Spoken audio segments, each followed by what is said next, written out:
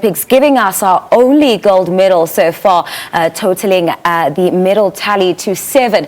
But of course, to chat more about this and our other guys on the track that we'll be seeing running, such as Semenya, we have invited in studio Manfred Seidler. He is an athletics analyst. Good evening and welcome to Prime Sports. Good evening, Pearl. Thank you very much.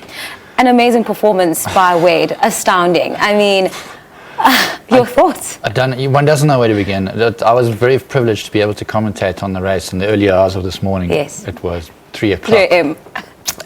It was just coming into the home straight. I was like, he's going to break 43 seconds. And he just missed it. 43.30. I don't think people understand the enormity of what he's actually done. This record has stood since 1999. Yes. Michael Johnson back in Seville. Wayde Van Niekerk is at the age of 23 is a world champion. He's an Olympic champion. He's a world record holder.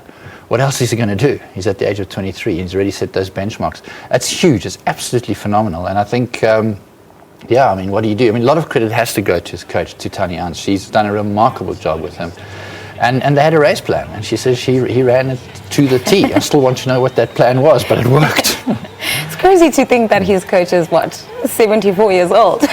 She is phenomenal. She also coached the great Frank Fredericks from Namibia. He was Olympic silver medalist in 1996, 100 and 200 meters. Took a world record to beat him in both those races. So she has the gift of coaching athletes. And interesting, he comes from great college. LJ van Zyl comes from there. Reinhard van Rensburg comes from there. I saw Wayde Van Niekerk comes from there. They have the ability to produce really, really good athletes. But I think, look, Wayde Van Niekerk has rewritten the history books and he's just an absolute phenom. And he didn't expect this. So it's truly remarkable. Now, clearly, South Africa does have this kind of talent that can break records and get Olympic gold medals and, you know, just really make history. Why are we not seeing more and more youngsters, you know, reaching the level of Wayde? It's a good question. In the last 2 years, maybe 3 years, we've had this group of young sprinters coming through. Wayde Van Niekerk is one of them. Akani is the other one. He finished 5th in the 100-meter men's final, 25 minutes after Wayde Van Niekerk broke that record. We've never had a 100-meter finalist ever at the Olympic Games, and Akani's also only 23.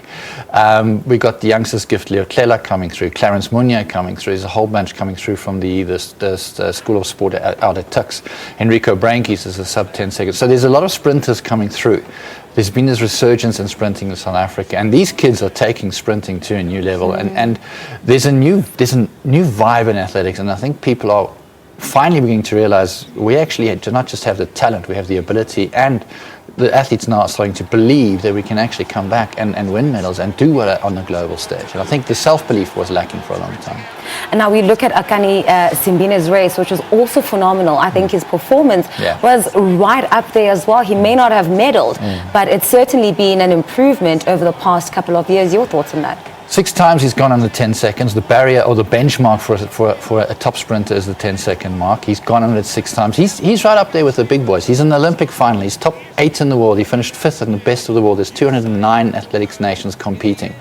That's incredible. He missed the bronze medal by 0.03 seconds. So that's 300ths of a second. That's goes to show how fast and quick that race was. It's insane. And people were saying, oh, he dipped too early. He could have won bronze. Maybe he did. It's a learning curve. But that in itself, too, was history. We've never had, as I said, we've never had a sprint in the men's 100-meter final. It's exciting times to be covering athletics, and these kids are taking it to a new level. They deserve all the credit. It's fantastic. Throw forward, Semenya is one of the athletes we're also looking at to be bringing home a gold medal. She's been in sensational form. I think she's in the form of her life at the moment. But she's also dealing with a lot of behind-the-scenes kind of stuff from a psychological point of view. Shoo. She seems to be handling it really, really well. She's actually put on a very brave face on it, and she's been turning around saying, bring it. Guys, bring it. I'm running. Everybody says I'm allowed to run.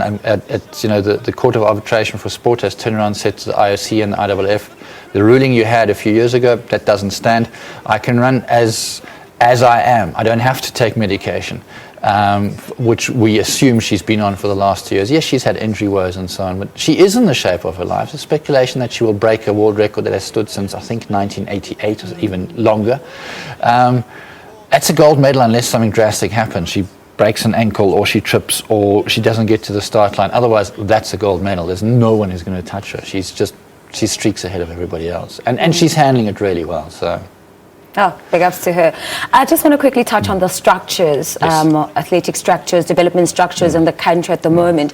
There are a lot of sort of limitations. I mean, we're not developing as fast as other nations are.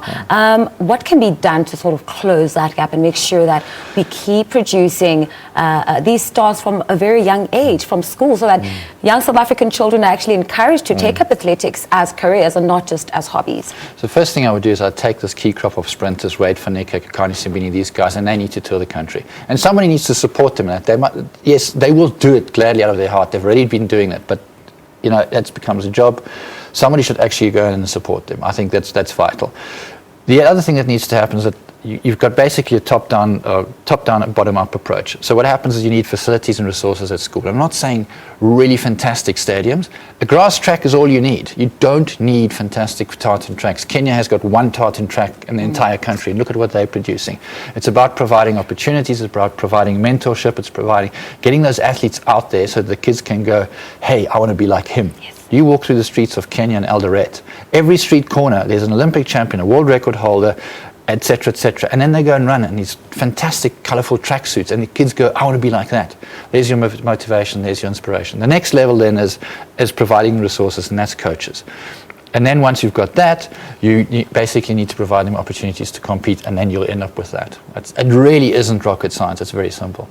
Well, there you have it. Manfred giving us his expertise as far as athletics in South Africa goes, and touching on a couple of our athletes who are in Rio at the moment, who've put in some amazing performances on the track. We're also excited for what's to come. Rio 2016, South Africa's there. We're bringing the medals. Remember that you can connect with us on Twitter. It is at SABC Sports Live. Also, you can drop us a line. It's sportslive@sabc.co.za. Let us know what you think. It's hashtag Olympics. It's hashtag Rio. We're all still very excited and looking forward to hearing from you.